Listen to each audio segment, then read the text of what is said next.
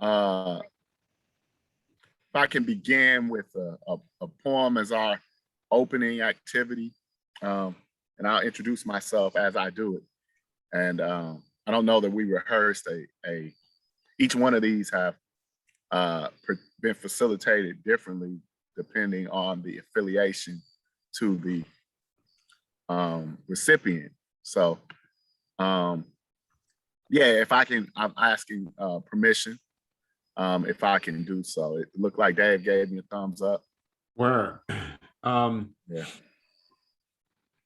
I mean, maybe I can just welcome everyone and encourage folks to add pronouns to your name and maybe add the name of the indigenous peoples who stewarded this land originally. Oh my goodness, you're a Freedom Farm. Okay. Yes, hi. Hold up. Hi. Hey, Baba. Hey. Hey. Right, it's a little kid that wants to see that little kid. Hold up. Oh, Samson is coming. I'm gonna Yay. pause the recording just for a second. Kids. So welcome everyone. I hope you all are well. My name is Dave Ragland, and I just want to welcome you all to the October Radical Truth Teller Spotlight Event Award. And I hope that you all were able to add your pronouns if you and also if you are able to name the original indigenous stewards of the land that you're currently on. I'm on Nipmuc land in Massachusetts, in Western Mass. And you can write that in the chat. And I also ask if there are any ancestors that you would like to be a part of this conversation. And I want to name Fannie Lou Hamer, whose birthday we're celebrating, whose life made such an impact on us, who really named for us how important it is to have unencumbered access to land, to have land sovereignty.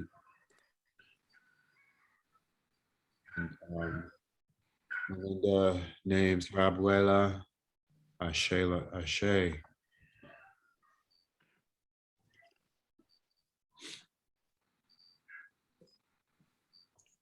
And let me say something about the Radical Truth Teller Award and the Truth Telling Project. Our project, just for folks who are here, welcome.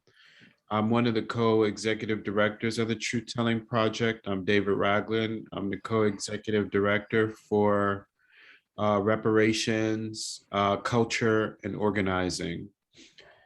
And one of our project started in Ferguson in response to the murder of Mike Brown. Folks like Congresswoman Cori Bush helped to start this. Dr. Monty Scott and hundreds of activists in Ferguson were part of this founding because we wanted to create a truth commission around police violence. And since we created that commission and held hearings in Ferguson in 2015 and 2016, we've continued to do work around abolition, movement infrastructure, solidarity work, and educating around stories and what emerges from those stories. And part of what we were experiencing in Ferguson was activists not being supported. It's one thing, to talk, what we're doing, but how do you support activists? And so we started a project called Support an Activist. And it's where for a month, we raised money for an activist for whatever they wanted to raise money for them. And then we changed it to the Radical Truth Teller. It kind of morphed into this because we wanted to honor those who were standing up to tell the truth, no matter what that meant. And so we created this award, and we've had some really powerful folk come and be awarded. And we were providing a small amount for activists and then raising money for them. And I want to share that we were able to come up with something more significant and share with activists, but we are still going to be encouraging folks to donate. And on our sites throughout the month, we're going to encourage you to donate and support Chino and whatever he asks us to support. And so this is about supporting the truth, supporting people telling their stories, supporting people just doing their activists and being seen. And so I'm gonna pause and introduce a brother of mine, Keon Furness, who is part of the board of directors for the Truth Telling Project and the lead on the Radical Truth Teller Award. And Keon is not just an activist, but a poet and a writer, author, and father and husband and dope dude. So Keon, if you want to take it away. Thank you, Dave. What this is for me is a education for me, being with people who at different lengths of time being involved in things that are, or being involved in the fight for liberty and justice and liberation. So while I consider myself more of a neophyte and a student of the much more experienced team that's around me, I do speak my truth through poetry. And I just had the privilege and the honor and the blessing of making another birth year. So what I tend to do, you know, as a writer and a poet, is to find some stillness, some consciousness, to unplug and connect with the art of poetry, because that is kind of where I get my messages from. So this is kind of a tradition of mine to kind of write in that space, in that moment, in the hours leading up to my birthday. So this is what I came up with. It's called Earnest. I have always showed up sincere, honest, and authentic, or at least I tried my best. To study my missteps in order to make amends. In order to eventually pass the test, I have failed, fallen short of my promise, and I've also started over and eventually found progress. I have testimony, wisdom, and perspective. I know there's more life to live, and there's plenty of love to give. Thank you. Thank you for allowing me to share that this evening. And I hope that we all enjoy and learn from Chino tonight and what he has to share with us. And looking forward to learning. Every time we interact, I learn so much. So I'm looking to have an exchange in that regard. So thank you all for allowing me to share. Ashe. I just want to acknowledge our board co-chair, Shirley Fabre, and our director, our co-executive director for education and research, Dr. Melinda Salazar, and our digital organizer, Josh Scarborough, and one of our former interns who's on the call, Caitlin Domino, from back in the day. So welcome everyone, and just welcome everyone.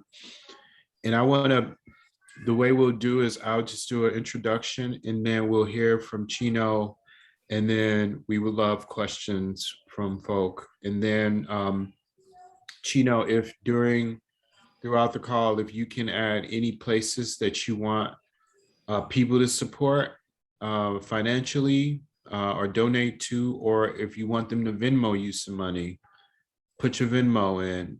That's what this is about. This is about honoring Chino, and I have the honor to have lived less than 300 feet from Chino over the summer, when our community was in residence at Wild Seed Farm in Millerton, New York.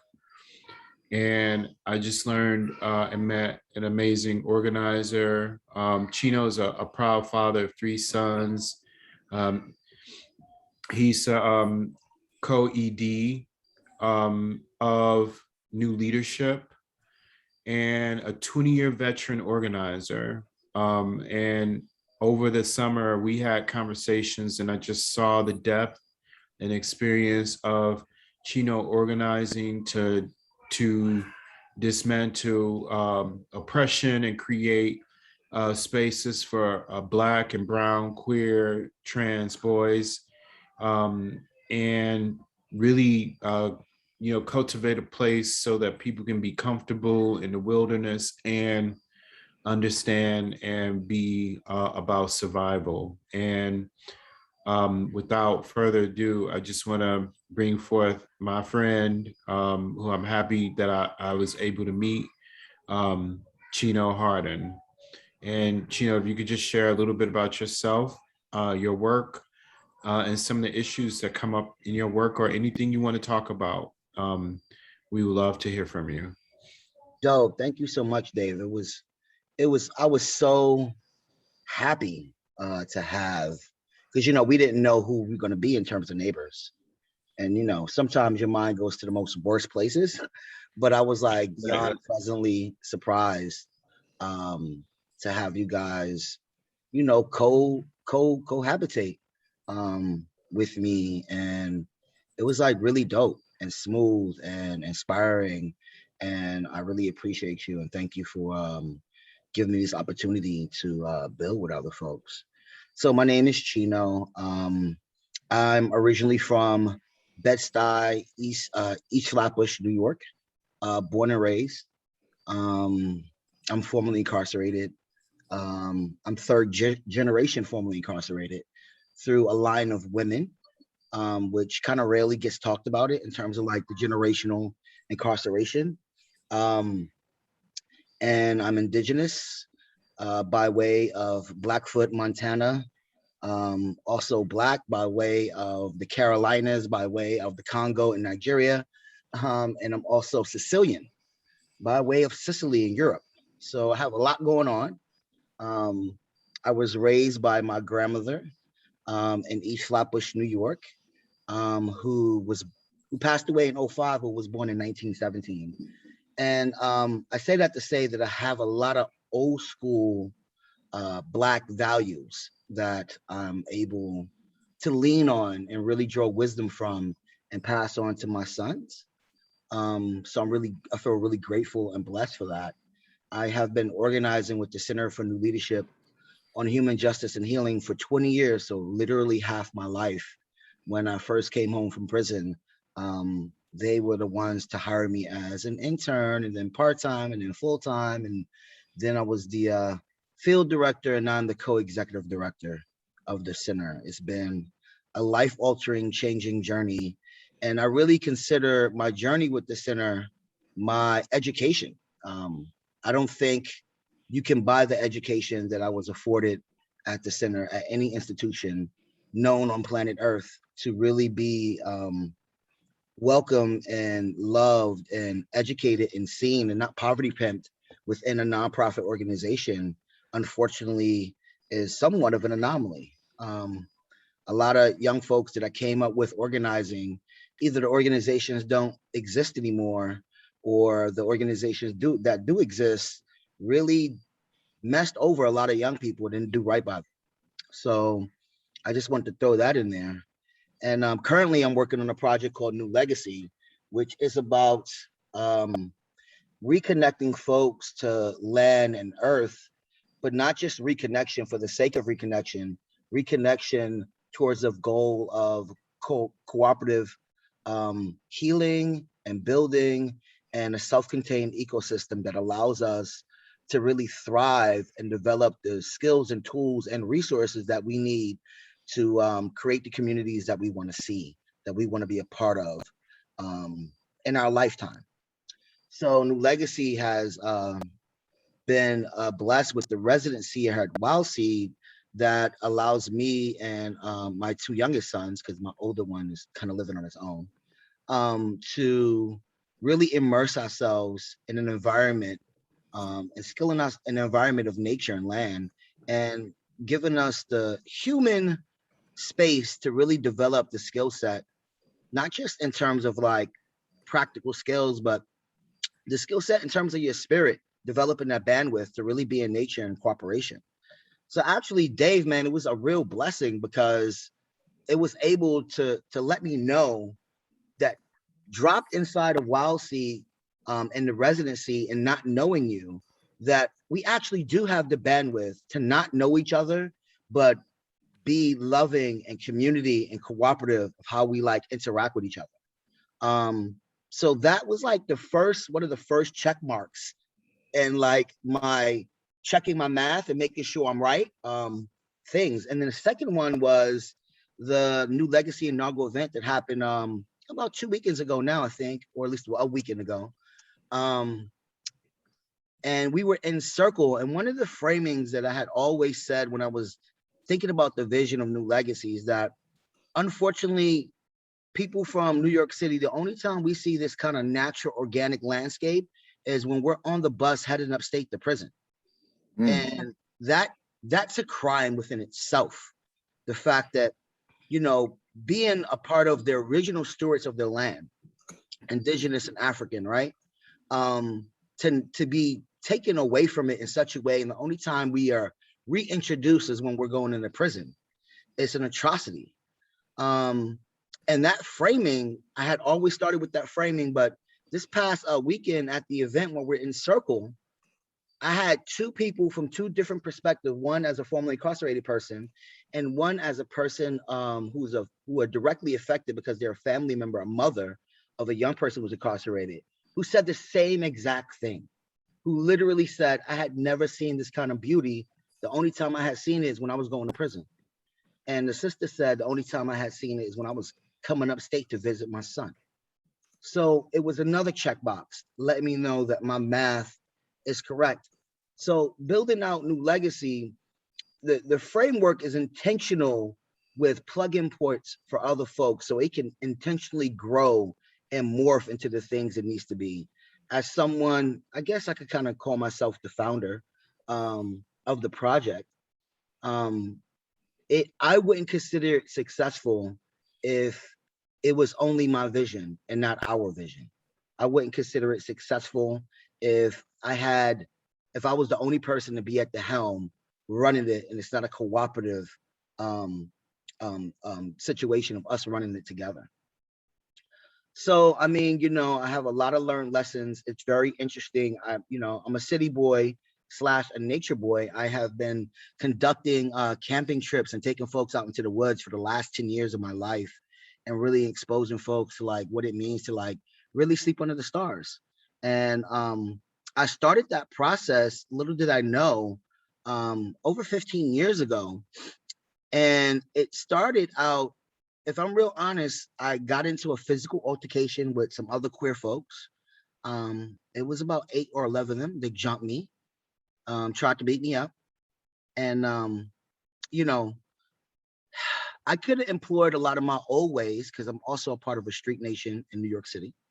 And instead of doing that, I reached out to them and asked them if they'd be willing to meet with us, me and KJ at the time, who is my co-executive director.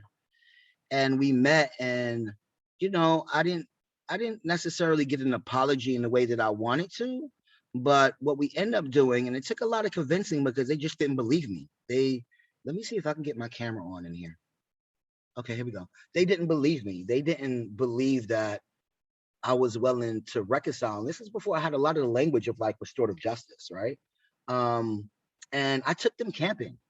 And if you can see right here under my eye is the scar from the Timberland boot that pushed this eye in.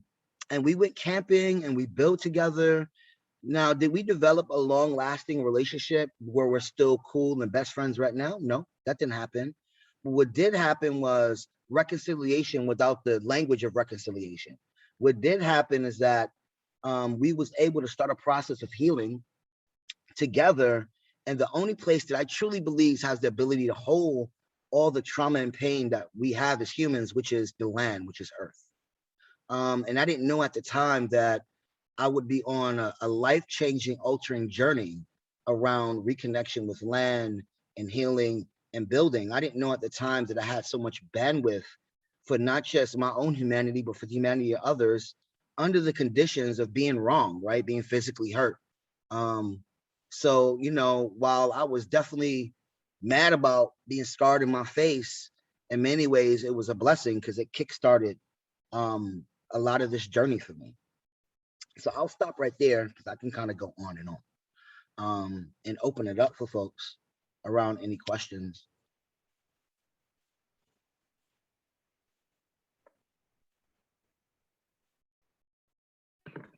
First of all, I applaud you for your candor, the way you laid out kind of your how you got started in the many movements you support and organize.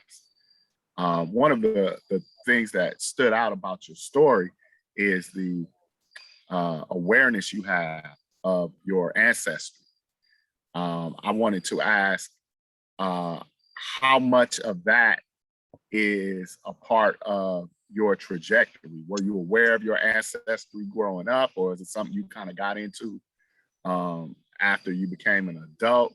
And then how much do you attribute the confidence from learning your ancestry and your connection to the land? How much do you attribute that to your life's progress thus far?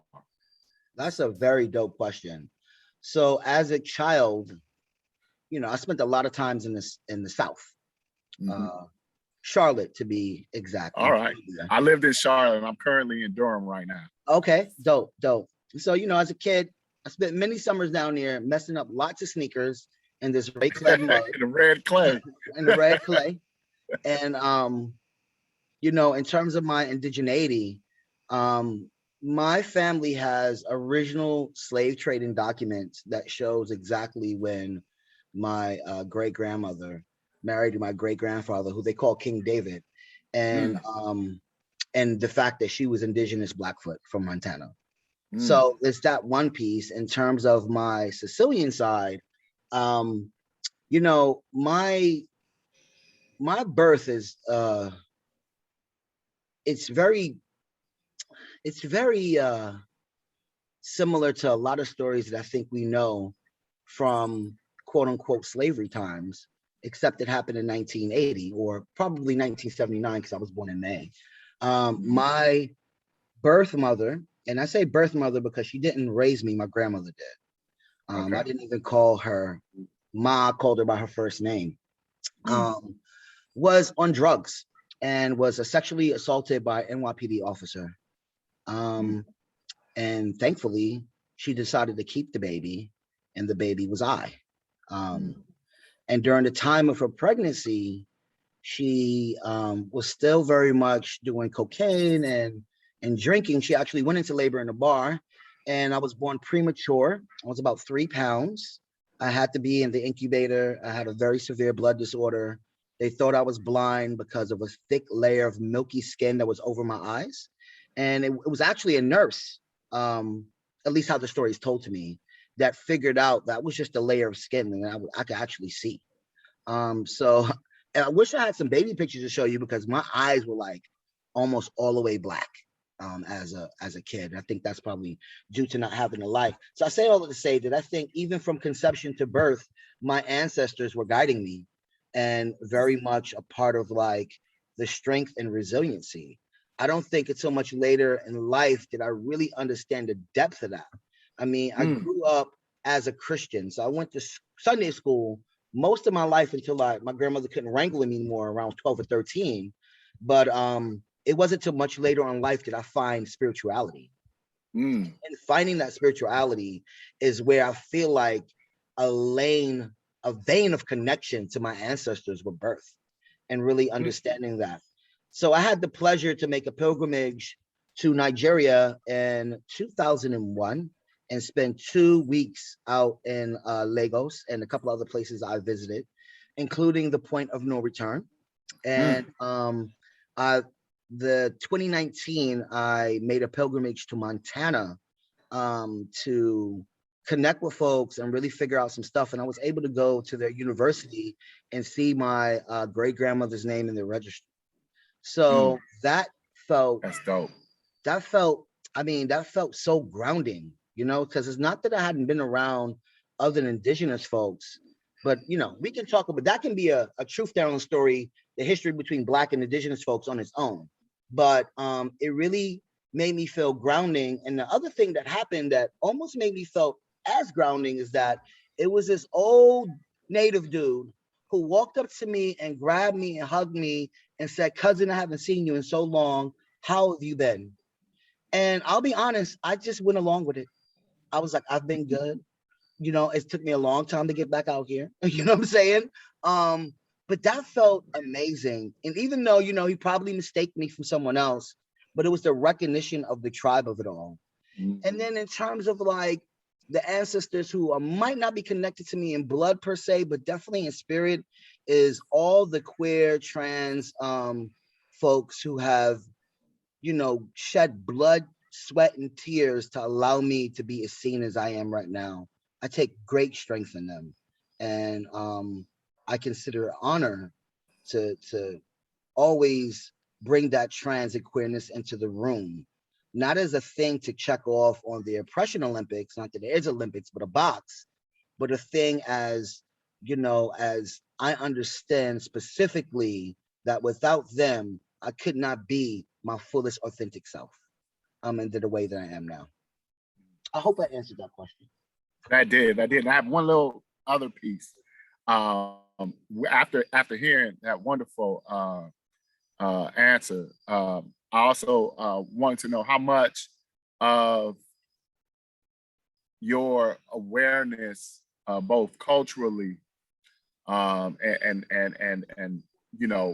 politically, I guess, make it into your work in the youth programs that you offer and that you organize in New York City. How much of your story is a part of that? Because I just find it fantastic and fascinating, and there's so much to glean from where you've been and where you're going, that it would provide great hope for area youth.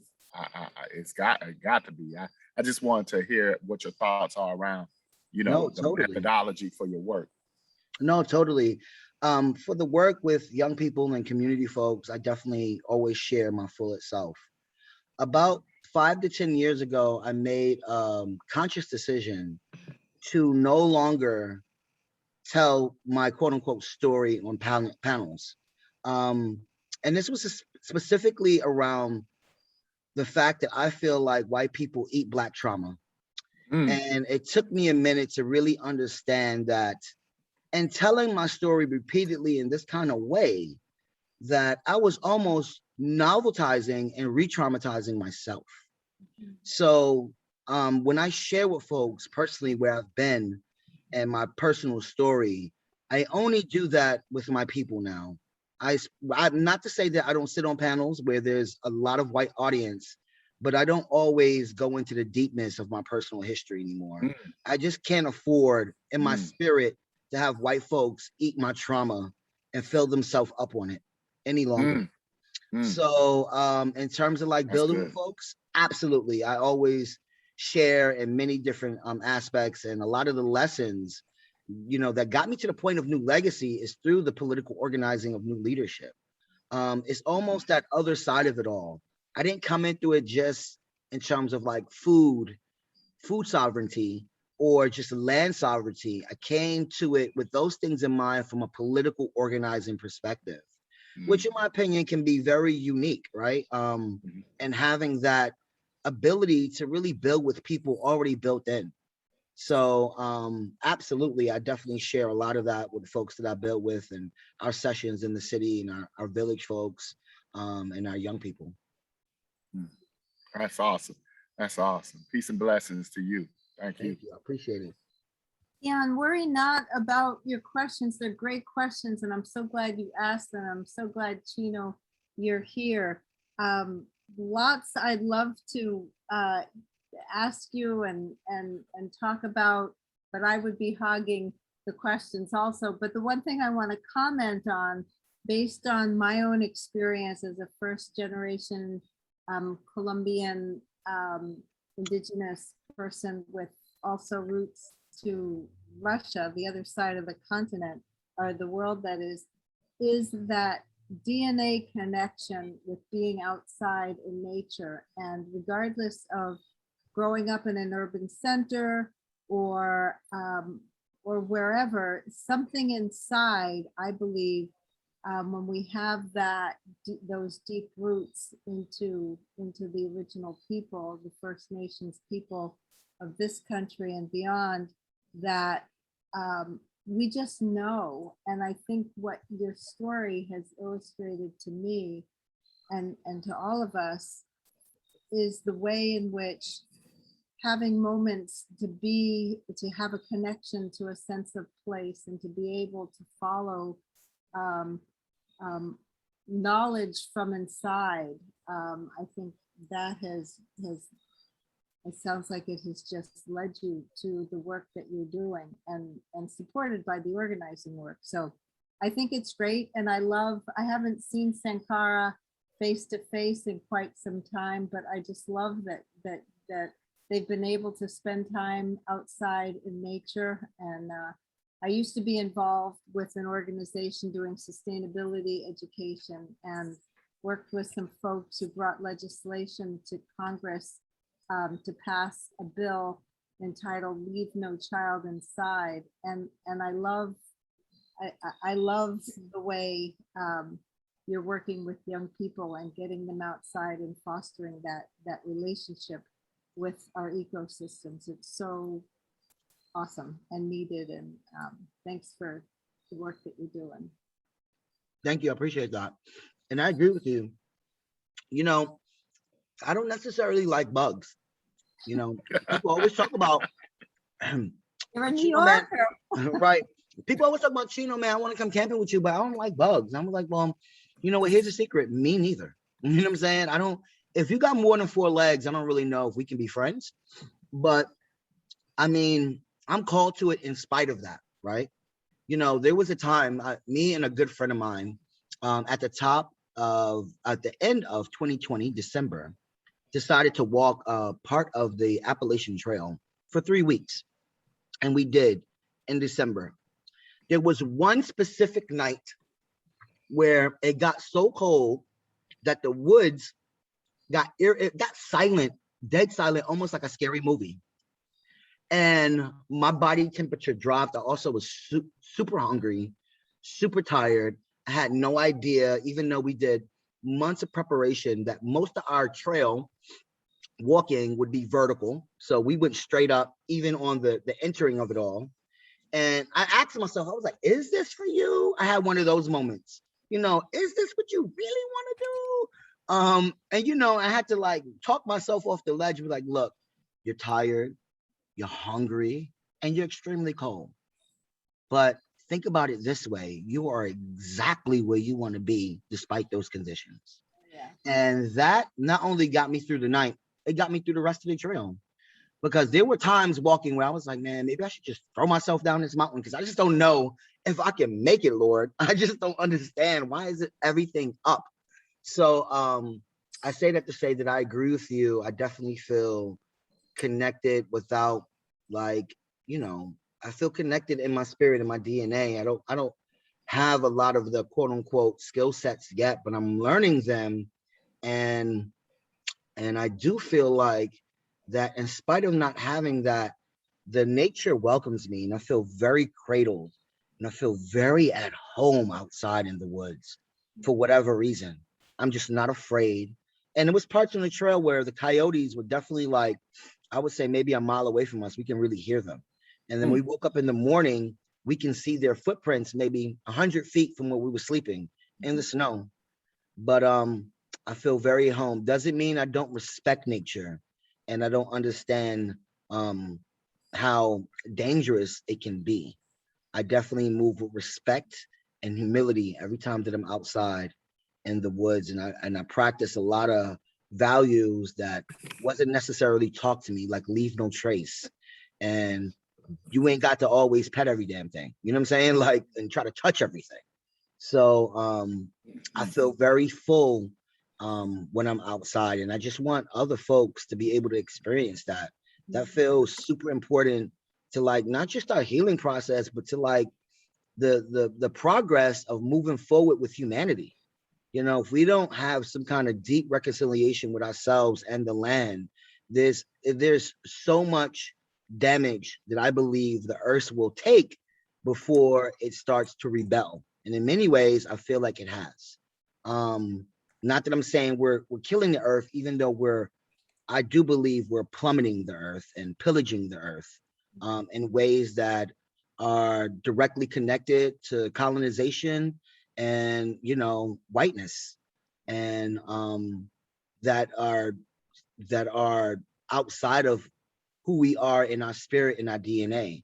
And I just want to regain some of that ancestral knowledge and have other folks have access to it, and they can do it what they will. But having access to it is super important. You know, New Legacy is not a project of convincing people. It's a project of the willing, specifically designed that way. So folks can walk in and out of it wherever they are in their own journey.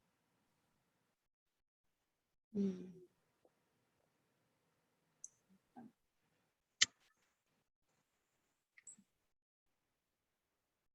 we have any other questions for Chino? Any thoughts, feelings? His responses to questions may have. Yeah, I do. I mean, I'm really interested in the conversation around collectives, but like that came because I'm interested in how you do navigate, you know, working in this for so long and navigate, you know, the poverty pimps and the nonprofit world. You know, how do you do that when the pressure is so much to not necessarily be yourself, but to conform? And you know, if there are some anecdotes about doing this work and supporting community that you would like to share, because you know, we're also learning as a organization that, you know, just made it past 5 years, and I've always said we don't have to exist. If you know, like, what is our purpose? Are we working ourselves out of a job? You know, so I love to hear that, what you think about that.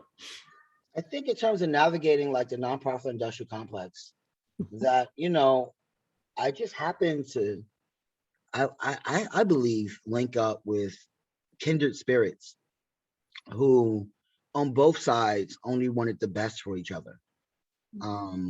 You know, the previous executive director of the center used to always say, if I don't hear no music, I ain't dancing.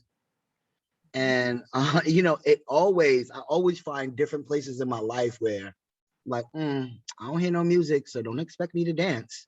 Like I'm saying in my mind when I'm in certain spaces, right? And it took us a while, you know, as an organization that started out for and by formerly incarcerated individuals, you know, getting a seat at the table was never our main objective. It's not that we didn't want a seat at the table, but you know, it was also sitting at that table and creating our own table at the same time. So I think that was a lot of like the foundation that I kind of grew up in. My co-executive director, Kyung Ji, who I call KJ, um, is also my mentor. And, you know, in my heart, my sister. And we have been through a lot of deep political situations, from being pulled in by the feds when we did a lot of protesting around 9/11 and all the crazy messed up things that was happening during that time, to deep personal situations where we had to like lean on each other. So the development of an organization that understands that you don't check part of yourself at the door because you came to quote unquote work. And that's the kind of spirit that we continue to move forward in. And that's the kind of spirit in how we develop programs. We don't develop programs to just meet matrix, metrics for foundations and or cities contracts that we have. We develop programs to help people and to help our community and to help ourselves in a real holistic way, from understanding that people need stability in housing, childcare, metro cards, or if they're hungry or need a place to stay.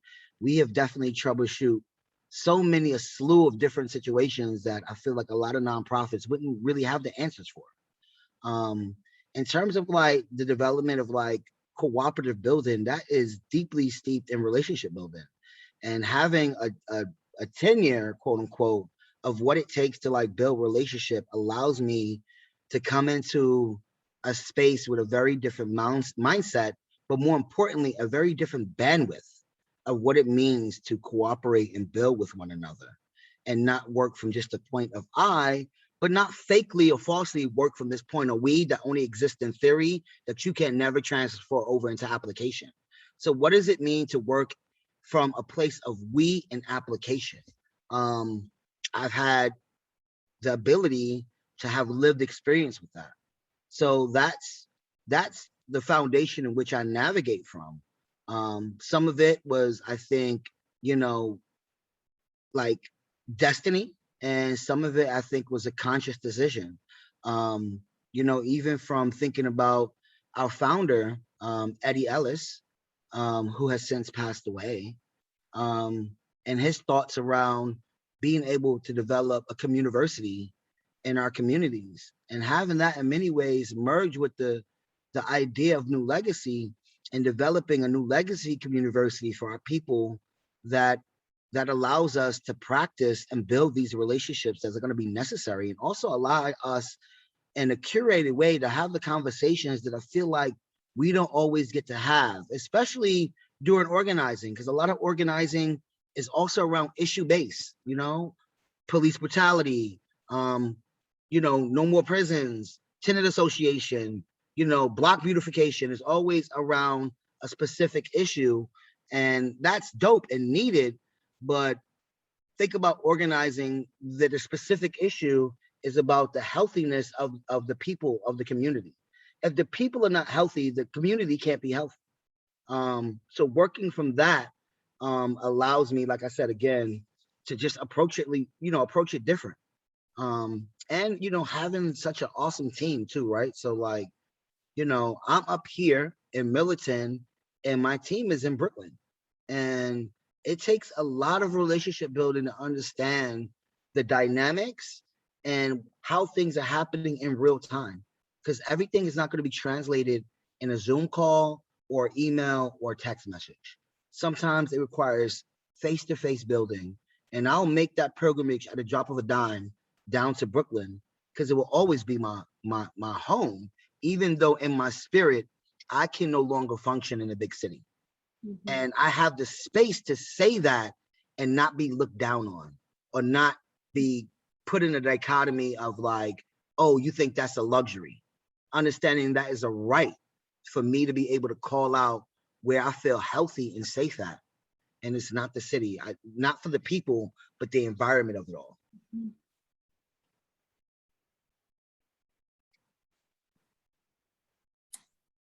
Ashe. Can we open up to more questions? And Chino, while we do that, can you drop places that your Venmo, any place you want us to support in the chat right now? And I just want to spend some moments talking about like how important it is that people are resourced, and while money is not the only way so that people can be resourced, it's an important way in this culture, this society. So I'm asking folk to Venmo Chino. Chino, if you could drop that in there. Or if there's a, whatever you want us to do. So I'm gonna give you a minute to do that. I think that people getting paid is a social justice matter that especially Black and brown folk and queer folk getting paid. So I think it's an urgent matter. So are there, I think we have time. All right. So you all, I want to just encourage people to support both newleadership.org and Chino Hardin's Venmo. And I'm gonna open it up for another question, and I'm about to make a donation to both right now, just to encourage other folks to do that too. So are there? Can I just ask for those who may want to send a check, could you put in a hard address, mailing address? Absolutely. Thanks. Go ahead, Dave, sorry. Oh no, you good. I wanted to yes. Good night. Good night. Can we catch? Aww, miss it, Cara.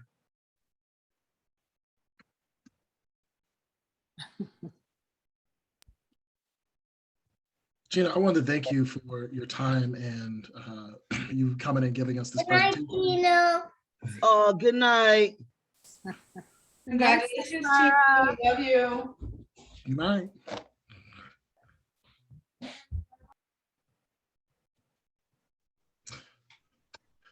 Yeah, I wanted to just thank you for taking the time out to give us a presentation. I was really looking forward to this event all week, and it was very engaging and edifying. So I want to really just let you know that I appreciate your time.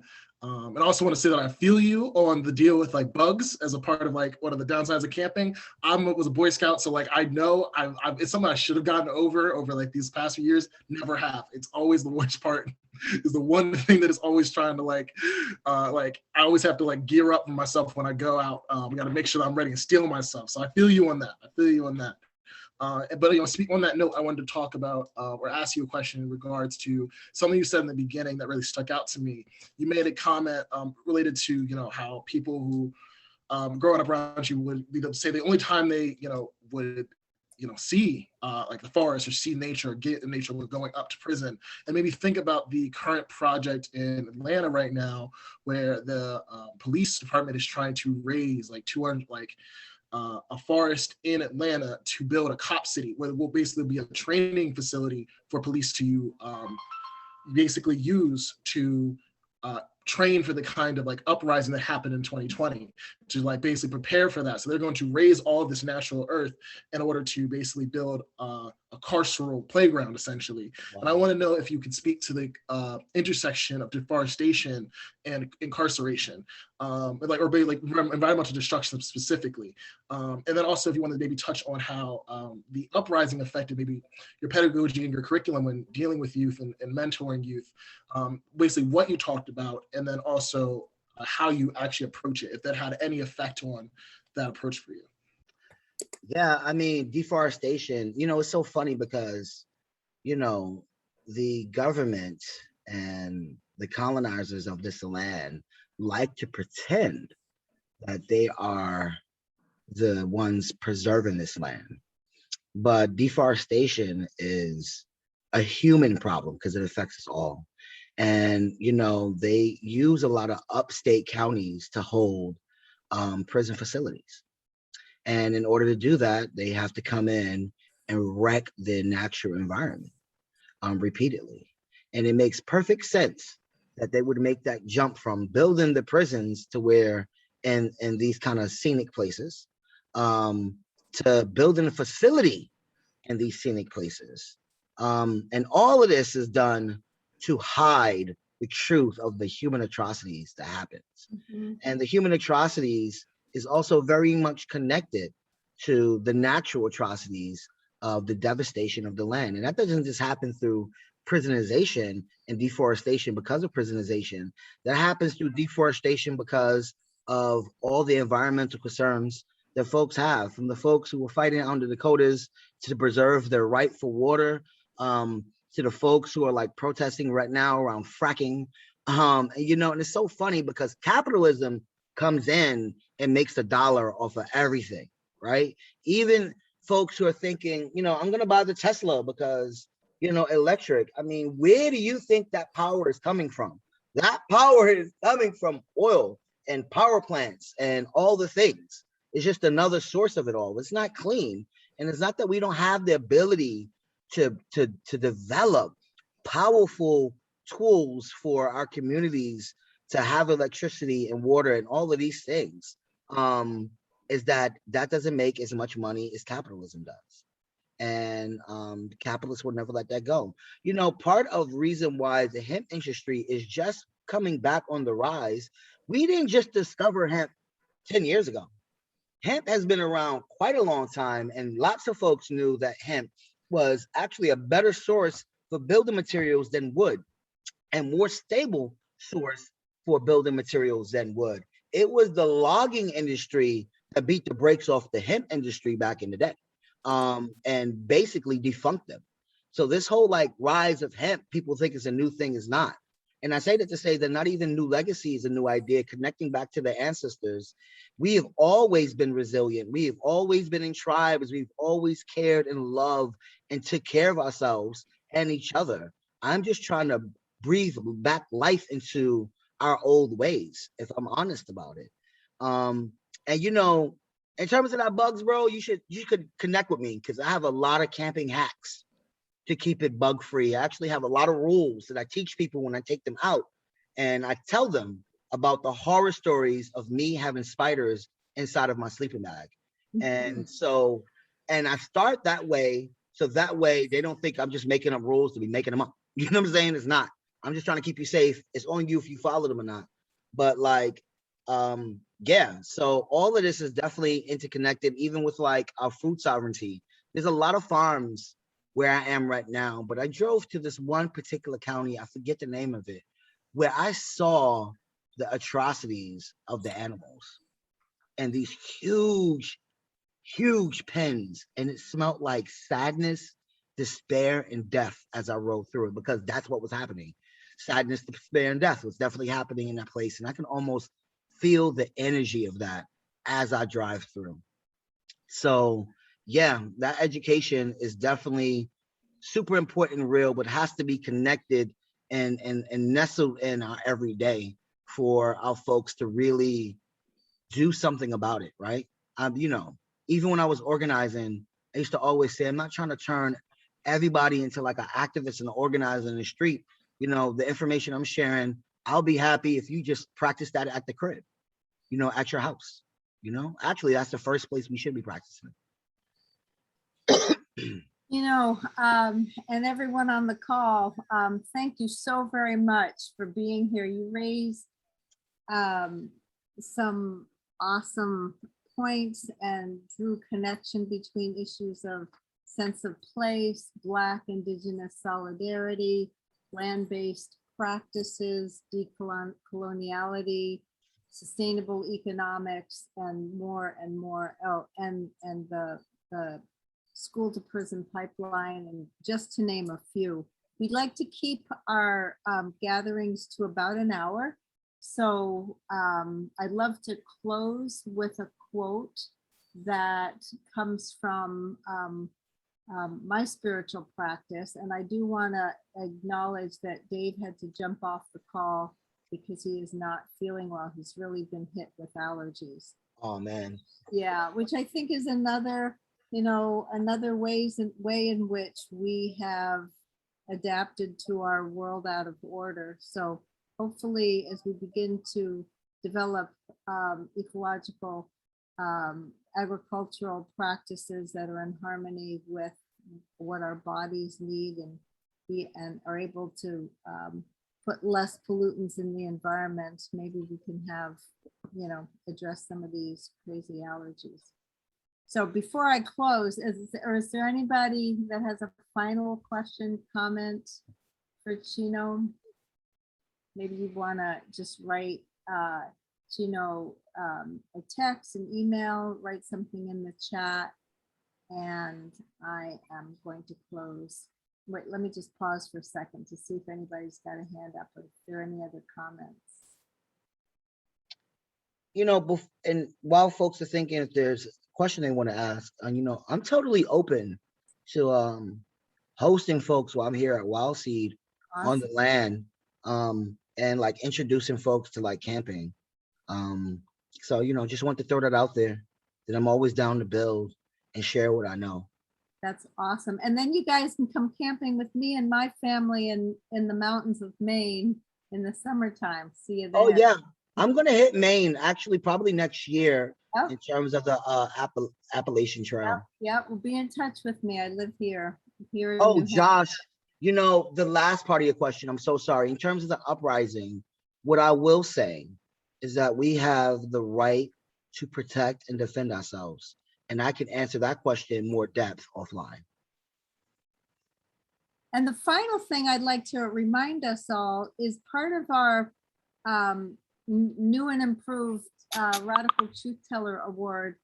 We're trying to, or we hope to be able to organize at the end of the calendar year, all 12 Radical Truth Tellers to come together and to share knowledge, insight, experience. So stay tuned for that. So you might be asked to come back at the end of the year. Yeah, that sounds amazing. I would love to. Yeah, thanks. So there's some messages for you in the chat, and I'll close. Yes, I see them.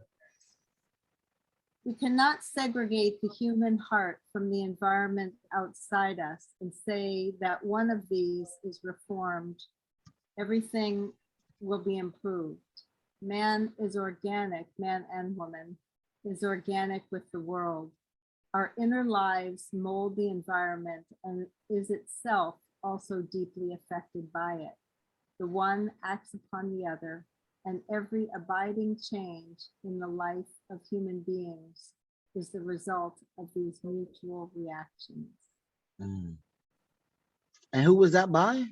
That was written, that comes from the Baha'i writings, revealed turn of the century, originally written in Persian and Arabic and translated into English. And that's why I wanted to correct the gender. In Arabic, there's a neutral pronoun that does not exist in English. And so oftentimes it gets translated with a male pronoun, but we mean all human beings because the soul is gender free. That's true, I agree. Yeah. So thank y'all for being here. Thank you so much, everyone. It was definitely an honor and a pleasure to build with you guys. I truly appreciate it. We learned a lot about the work you're doing, and I hope Josh is going to be encouraged to tackle his 8 and 6-legged fear. And as I tell my kids and my grandkids, we share this planet with other living beings. Absolutely. I just bob and weave. I don't hit them. I just bob and weave. I move. I respect I them. even got certain seasons that I know are better than others because I've camped in them all. Yep. So I have a lot of little tricks. It ain't gonna solve everything, but it minimizes a lot, Yeah. Mm-hmm. For sure. Totally. Thanks again, everyone. I really appreciate it. I hope everybody has a good night. Bye. Peace. Have a good night. You too. Peace.